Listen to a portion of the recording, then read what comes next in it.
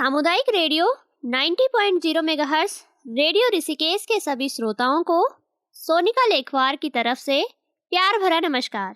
आज की कहानी बच्चों की जुबानी कार्यक्रम में आप सभी का स्वागत है। निपुण भारत का सपना, सब बच्चे समझें भाषा और गणना। राष्ट्रीय शिक्षा नीति 2020 में बच्चों में मूलभूत साक्षरता एवं संख्या ज्ञान के कौशल को विकसित करने हेतु विशेष बल दिया गया है।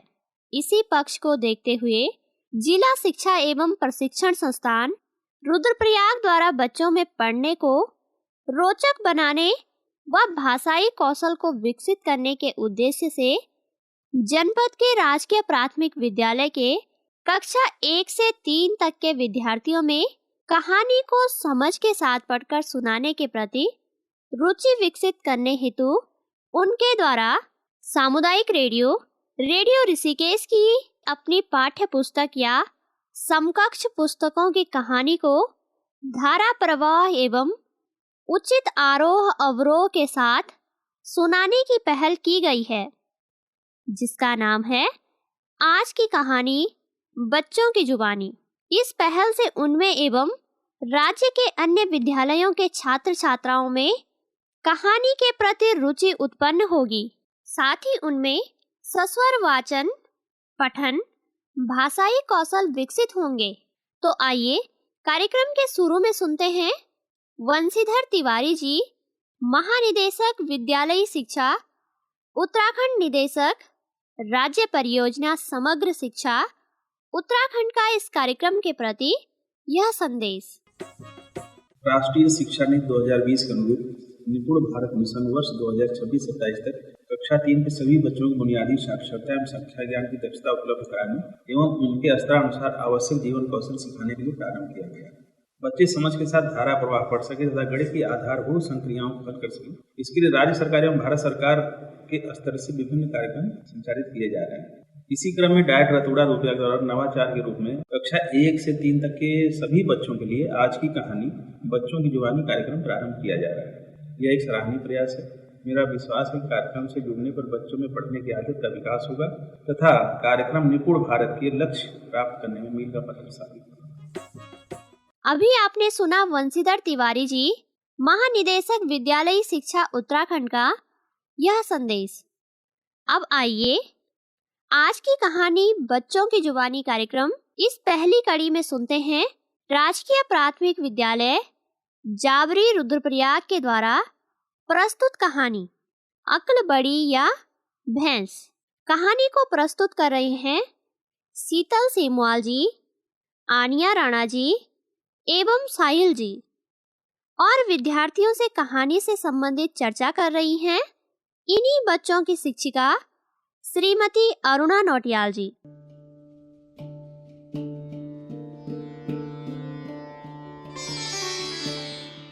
मेरा नाम शीतल सेमवाल है। मैं कक्षा 3 में पढ़ती हूँ। मेरे विद्यालय का नाम राजकीय प्राथमिक विद्यालय जावरी रुद्रप्रयाग है। मेरा नाम आनिया राणा है। मैं कक्षा 3 में पढ़ती हूँ।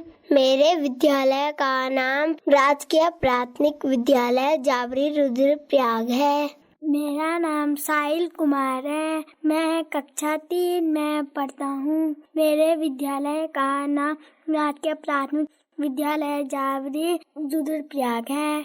आज हम आप लोगों को अपनी पाठ्य पुस्तक से एक कहानी सुनाने जा रहे हैं, जिसका नाम है अक्ल बड़ी या भैंस। अच्छा दोस्तों, यह तो बताओ अक्ल बड़ी या भैंस? अक्ल? लेकिन मेरी तो भैंस बहुत बड़ी है। हा हा हा। चलो एक बार इस कहानी को पढ़ के बताते हैं। आफंती के शहर में एक पहलवान भी रहता था। एक दिन वह आफंती से बोला, तुम भले ही अक्ल में बड़े हो, लेकिन ताकत तो मुझ में ही अधिक है। अच्छा, पर यह तो बताओ तुम्हारे अंदर कितनी ताकत है? मैं 5 क्विंटल की चट्टान को सिर्फ एक हाथ से उठाकर आसमान में उछाल सकता हूँ। अच्छा, आओ मेरे साथ, देखे कौन अधिक ताकतवर है। ठीक है।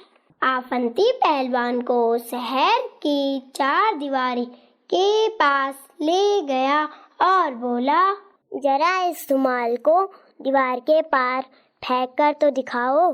हा हा हा, यह भी कोई बड़ी बात है। पहलवान ने रुमाल उठाकर पूरी ताकत लगाकर जोर से फेंका, लेकिन रुमाल वहीं गिर पड़ा। आफंती ठाका मार के हंस पड़ा। हा हा हा, अब मेरी ताकत देखो। आफंती ने एक छोटा सा पत्थर उठाया, रुमाल में उसको बांधा और दीवार के पार फेंक दिया। शाबाश, आप लोगों की कहानी तो बहुत ही सुंदर थी। तो बच्चों, यह तो बताओ, क्या ये कहावत आपने पहले कभी सुनी है? जी हाँ, मेरी मम्मी कई बार कहती रहती है। अच्छा, कब कहती हैं आपकी माँ ऐसा? जब हम कोई काम सही तरीके से नहीं करते हैं। चलो ठीक है, तुम मुझे ये बताओ कि इस कहानी में आपको कौन सा पात्र ज्यादा समझदार लगा? मुझे तो आफंती ज्यादा समझदार लगा। अच्छा, लेकिन ऐसा क्यों? क्योंकि उसने रुमाल पे पत्थर बांधा और दीवार के पार फेंक दिया। पहलवान ने सोचा मैं तो ताकतवर हूँ, पर उस पे अकल नहीं थी। तो अब ये बताओ कि इस कहानी से आपने क्या सीखा? भैंस तो सिर्फ दिखने में बड़ी होती है, लेकिन अकल से हम कठिन से कठिन काम कर सकते हैं।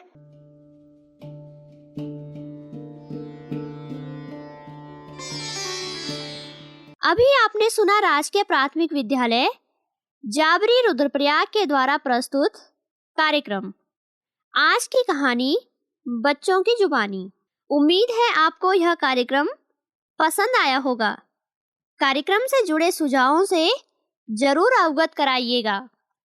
संपर्क नंबर है 9411392967। नंबर आप सभी के बीच में एक बार पुनः रिपीट कर रही हूँ, 9411392967। आप सुनते रहिए 90.0 मेगाहर्ट्ज पर रेडियो ऋषिकेश, जो आपकी अपनी आवाज है। आज के इस कार्यक्रम से दीजिए इजाजत। नमस्कार।